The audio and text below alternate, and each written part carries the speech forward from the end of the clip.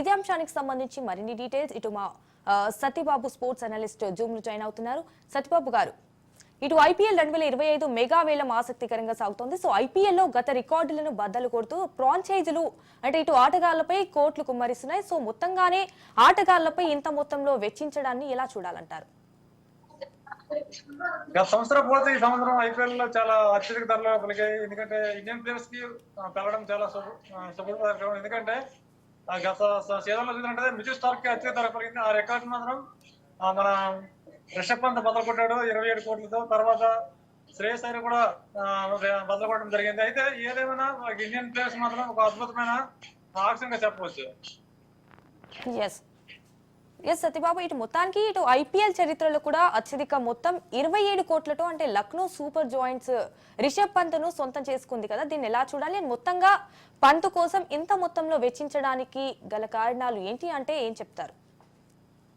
ఆ పంతం మీకు ప్రెసెంట్ అయితే మార్కెటింగ్ లో చాలా పెద్ద ప్లేయర్. ఎందుకంటే ఒక విధంగా చెప్పాలంటే కెప్టెన్ మెటీరియల్, దాంతో పాటు అంటే wicket keeper, left hand batter, మీకు ఏ సమయంలో కూడా మంచి ఎక్సలెన్స్ చేసే ప్లేయర్ కాబట్టి గత సీజన్ లో కూడా కెప్టెన్ కూడా చేసే సందర్భం కూడా చూసాం. పంత నుంచి అయితే పంత పలకడం ముందు ఊహించినట్టే జరిగింది. కాకపోతే ఏంటంటే పంత ఇంత ధర పలకడం అనేది ఇండియన్ క్రికెట్ కి చాలా అద్భుతంగా చెప్పచ్చు. ఎందుకంటే ఇప్పటి వరకు ఐపీఎల్ 17 సీజన్లు జరిగితే విదేశీ ప్లేయర్లు పలకడం జరిగింది. ఈసారి మాత్రం ఒక ట్రెండ్ సెట్ అయితే చేయడం అనేది జరిగింది రిషబ్ పంత్.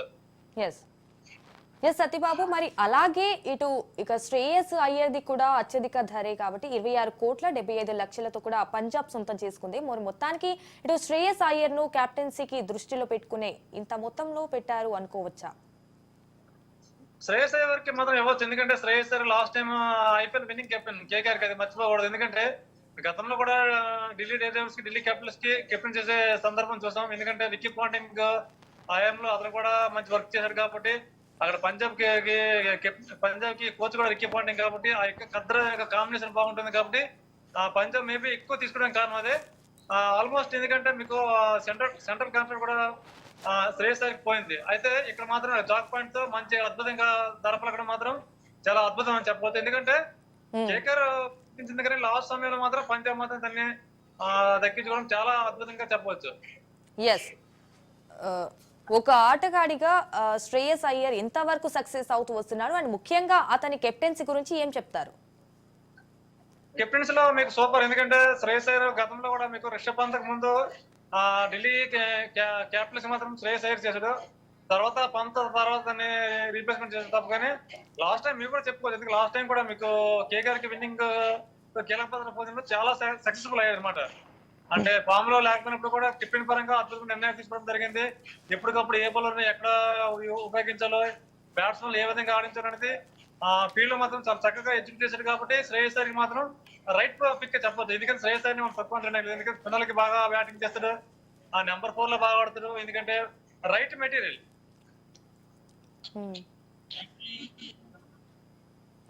సత్యబాబు, అయితే ఇక్కడ లాస్ట్ టైం కూడా కప్ తీసుకొచ్చిన కెప్టెన్సీ కంటే పంత్కు అంటే వేలంలో ఎక్కువ ధరకు అమ్ముడు పోయారు.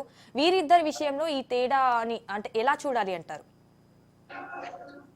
అంటే పంత్ కాస్టల్ ప్లేయర్ గా చెప్పొచ్చు. ఎందుకంటే పంత్ లక్నో కూడా ప్రెసెంట్ అయితే లక్నో సూపర్ జెయింట్ కి కెప్టెన్ కూడా చేసే అవకాశం అయితే క్లియర్ గా కనబడుతుంది. ఎందుకంటే వాళ్ళు ఆ ఉద్దేశంతోనే తీసుకున్నారు. ఎందుకంటే ఒక ఇండియన్ ప్లేయర్ అయితే కీపర్ గా చూడవచ్చు, ఇంకా ఇండియన్ ప్లేయర్ ని కెప్టెన్ గా చూడొచ్చు, అన్ని విధాలుగా బాగుంటుంది. కాబట్టి పంత్ తీసుకోవడానికి మేబీ కారణం అదే. పంత్ కూడా మనం చెప్పుకోవాల్సిన ఇబ్బంది ఏం లేదు. ఎందుకంటే పంత్ ఎక్స్ట్రాడినరీ పెర్ఫార్మెన్స్ చేస్తున్నాడు ఇటీవల కాలంలో కూడా. మళ్ళీ అతను గాయం నుంచి కోలుకున్న తర్వాత అద్భుతమైన కంబ్యాక్ వరల్డ్ కప్ లో రావడం జరిగింది.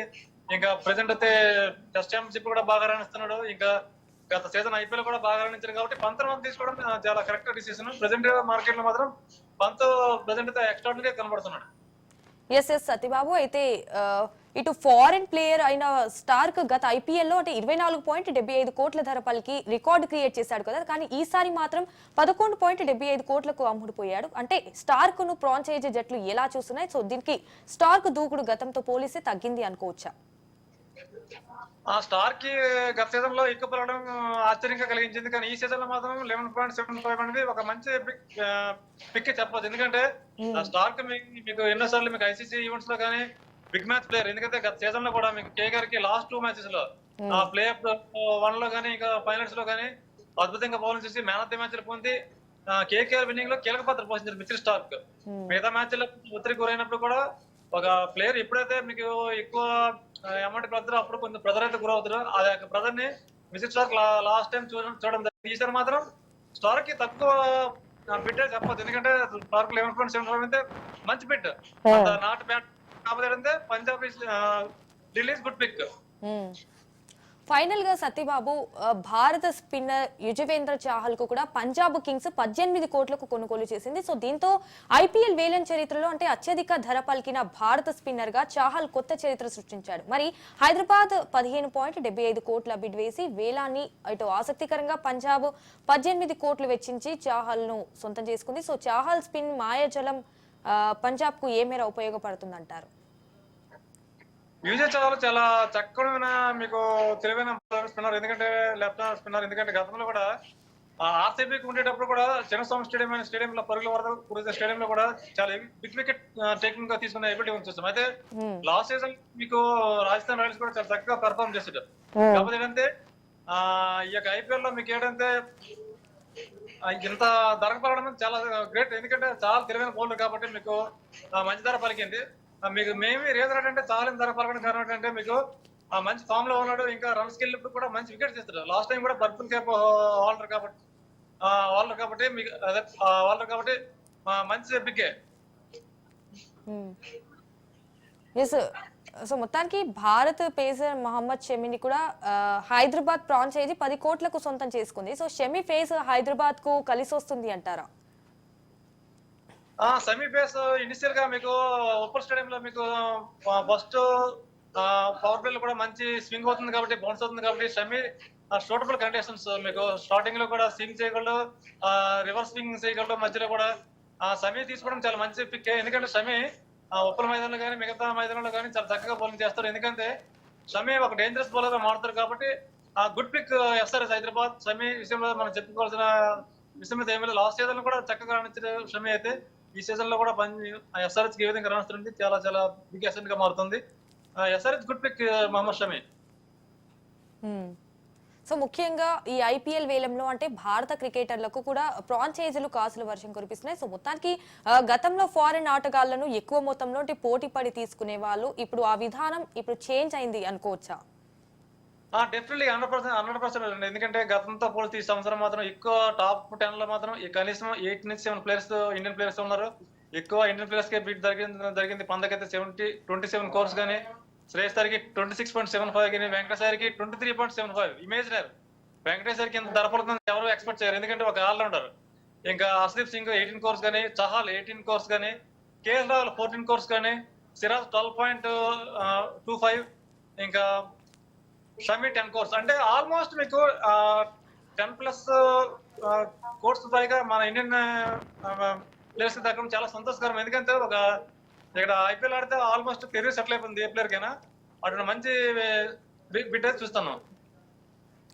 ఎస్ సతీబాబు, ఇటు ఐపీఎల్ చరిత్రలో కూడా అత్యధిక మొత్తం 27 కోట్లతో అంటే లక్నో సూపర్ జాయింట్ రిషబ్ పంత్ ను సొంతం చేసుకుంది కదా, దీన్ని ఎలా చూడాలి అంటారు?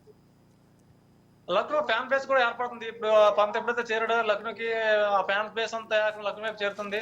అంటే 27 కోర్స్ అనేది చాలా ఎక్కువ బిడ్డే కానప్పుడు కూడా మీకు రిషబ్ పంత్ నుంచి ఒక ఇండియన్ ప్లేయర్ గా చూడవచ్చు, ఇంకా వికెట్ కీపర్ గా చూడవచ్చు, కెప్టెన్ మిడిల్ గా చూడవచ్చు, లెఫ్ట్ హ్యాండ్ బ్యాటర్ గా చూడవచ్చు. ఇవన్నీ కూడా కలిసి వస్తున్నాయి కాబట్టి లక్నో మాత్రం చాలా స్మార్ట్ గా బిట్ చేసింది.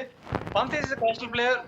పంత్ ఇప్పుడు చాలా ఎక్కువగా ఉంటుంది. ఎందుకంటే మీరు చూసినట్లయితే పంత్ అనేది మీకు వన్ సైడ్ మ్యాచ్ చేసే సందర్భాలు ఎన్నో చూస్తున్నాం. కాకపోతే ఏంటంటే వైట్ బాల్ క్రికెట్ లో ఇంకా రాణించాల్సిన అవసరం చాలా మంది రిషబ్ పంత్. కానీ రిషబ్ పంత్ మాత్రం ఫ్యాన్ బేస్ అయితే ఎక్కువగా కనబడుతుంది ఈ మధ్య కాలంలో. సో ఒక ఆటగాడిగా కూడా శ్రేయస్ అయ్యర్ ఎంత వరకు సక్సెస్ అవుతూ వస్తున్నాడు? సో ముఖ్యంగా అతని కెప్టెన్సీ గురించి ఏం చెప్తారు? శ్రేయస్ అయ్యర్ కెప్టెన్సీ ఎక్స్ట్రాడినరీ అండి. శ్రేయస్ అయ్యర్ కెప్టెన్సీ ఎందుకంటే ఎక్స్ట్రాడినరీ అంటే మీకు గత సీజన్ లో కూడా ఢిల్లీ క్యాపిటల్స్ వైపు ఉండేటప్పుడు కూడా చాలా అద్భుతంగా చేశాడు. అక్కడి నుంచి అలా కేకేఆర్ వచ్చిన నుంచి విన్నింగ్ కెప్టెన్ చేశాడు అనమాట.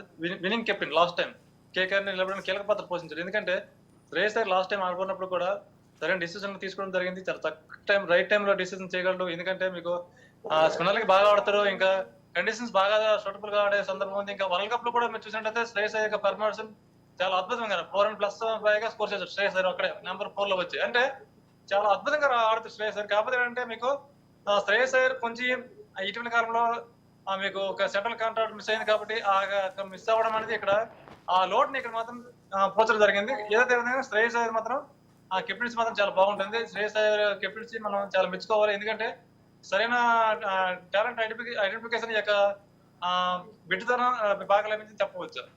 ఎస్ సత్యబాబు, మొత్తానికి ఇటు అంటే వేలంలో అమ్ముడు పోటీ వాళ్ళు ఎంతమంది ఉన్నారు? ఏంటి మేడం? అంటే వేలంలో అమ్ముడు పోటీ వాళ్ళు ఎంతమంది ఉన్నారు? ఆల్మోస్ట్ అయితే మీకు డేవిడ్ వార్నర్ అయితే అన్సోల్డ్ అయ్యాడు ఇప్పటి వరకు అయితే. డేవిడ్ వార్నర్ అంటే చాలా బ్యాడ్ థింగ్. ఎందుకంటే డేవిడ్ వార్నర్ కన్సిస్టెంట్ గా మీకు ఐపీఎల్ ఇప్పటి వరకు 17 సీజన్లు అయితే 17 సీజన్లు కన్సిస్టెంట్ గా రన్ చేశాడు. ఎందుకంటే మీకు 600+ స్కోర్ ఉంది డేవిడ్ వార్నర్. కాకపోతే అంటే ఇంకా రేపు ఇంకా ఆప్షన్ ఉంది కాబట్టి మళ్ళీ అటువంటి ప్లేయర్స్ తీసుకునే అవకాశం ఉంటుంది. ఇంకా ఇటువంటి ప్లేయర్స్ ఇంకా అన్సోల్డ్ అవుతారు. మళ్ళీ ఇంకా దేవతల పడేక్కులు కూడా అన్సోల్డ్ అయ్యాడు. కాకపోతే ఇంకా ఆప్షన్ ఇంకా రేపు కూడా ఉంది కాబట్టి ఏ సందర్భంలో తీసుకునే అవకాశం ఉంటుంది. ఎందుకంటే వీళ్ళు బిగ్ మ్యాచ్ ప్లేయర్స్ కాబట్టి అన్సోల్డ్ అయిన చెప్పలేము. ఇంకా టైం ఉంది కాబట్టి తీసుకునే అవకాశం కూడా ఖచ్చితంగా కనపడుతుంది. రైట్ రైట్ సత్యబాబు గారు, థ్యాంక్ యూ సో మచ్ అండి.